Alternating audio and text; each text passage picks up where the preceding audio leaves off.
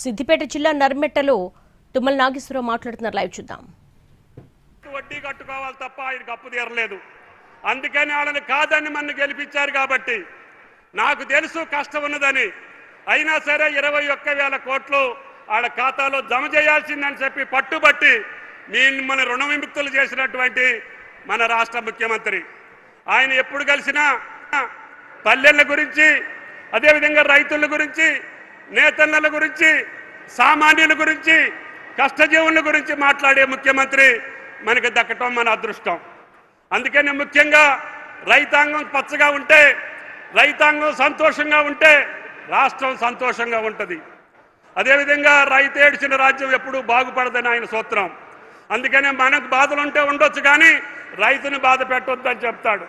అందుకని ఎన్ని ఇబ్బందులు వచ్చినా మొదటి 2 సంవత్సరాల్లోనే 1,04,000 కోట్లు రైతుల జేబుల్లో మీకు బదలాయించినటువంటి ఏకైక ముఖ్యమంత్రి భారతదేశంలో. ఆనాడు ఎప్పుడో మన్మోహన్ సింగ్ గారు ఉన్నప్పుడు దేశం మొత్తానికి 70,000 కోట్లు రుణమాఫీ చేస్తే మన ముఖ్యమంత్రి, రైతుల ముఖ్యమంత్రి, రైతు బాంధవుడు ఒకే సంవత్సరం 21,000. ఈ భారతదేశంలో ఏ రాష్ట్ర ప్రభుత్వానికి అది సాధ్యం కాలే. కానీ దాని గురించి కూడా కొంతమంది కోహన రాజకీయ నాయకులు ప్రస్తావిస్తుంటారు. అది మాకు కొంచెం బాధాకరం. అందుకనే మాకు మీ యొక్క విమర్శలను మేము పట్టించుకోం, మీ యొక్క సెటైర్లు మేము పట్టించుకోం, మీ యొక్క అబద్ధాలను మేము పట్టించుకోం, మీ అవాస్తవమైనటువంటి ప్రకటనలు మేము పట్టించుకోం. మాకు రైతు కళ్ళే కనపడుతున్నాయి. ఆయన కళ్ళల్లో ఆనందం చూసేదాకా ఈ ప్రభుత్వం వెనకడుగు వేయదు అని చెప్పి ఈ సందర్భంగా మనం చేస్తున్నాం.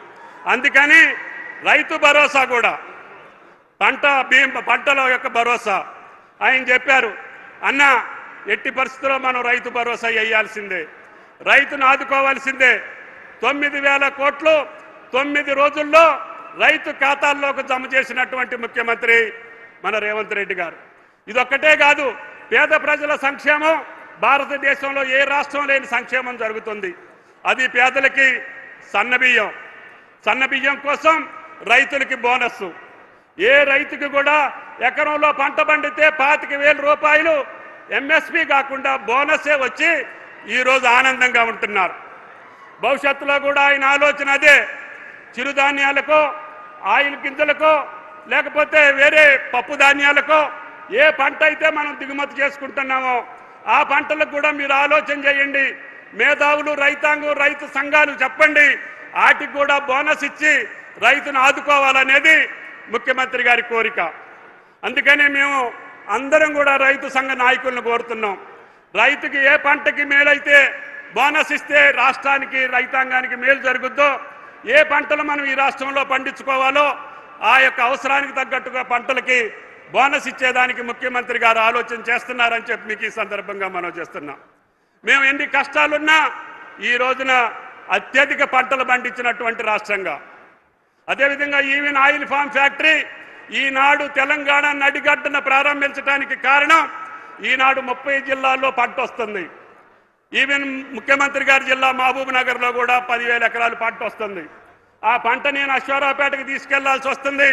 అందుకని యుద్ధ ప్రాతిపదిక మీద ఆయన గారి అనుమతితోటి 2004లో శంకుస్థాపన చేసి తప్పకుండా ఒకే 16 నెలల్లో ఫ్యాక్టరీ నిర్మాణం చేసి ఈరోజు 30 జిల్లాల పంట కూడా ఇక్కడికే వస్తుంది. దీనికి కావాల్సిన విద్యుత్ శక్తిని కూడా మా యొక్క రైతుల యొక్క పంటలో నుంచి వచ్చిన వేస్ట్ నుంచి 4 మెగావాట్ల విద్యుత్ శక్తి కూడా ఇక్కడే ఉత్పత్తి చేస్తున్నాం. ఇప్పటి వరకు తెలంగాణలో రిఫైనరీలు లేవు. మనం ముడి చమురుని బయట రాష్ట్రాలకు పంపించి రిఫైన్ చేయించుకొని మళ్ళీ మనం తీసుకొచ్చి విజయ బ్రాండ్ తోటి అమ్ముకుంటున్నాం. ముఖ్యమంత్రి గారిని అడగగానే అన్న రిఫైనరీ కూడా పెట్టించేయని చెప్పి ఈరోజు పెద్ద మనసుతోటి 50 కోట్లతోటి ఇదే ప్రాంగణంలో రిఫైనరీ కూడా శంకుస్థాపన చేశారు అని చెప్పి మీకు ఈ సందర్భంగా మనం చేస్తున్నాం. అందుకనే పల్లె బతుకులు తెలిసినటువంటి ముఖ్యమంత్రి, రైతుల కష్టాలు చూసినటువంటి ముఖ్యమంత్రి, తెలంగాణ ప్రజల యొక్క ఈతి బాధలు చూసినటువంటి ముఖ్యమంత్రి సమక్షంలో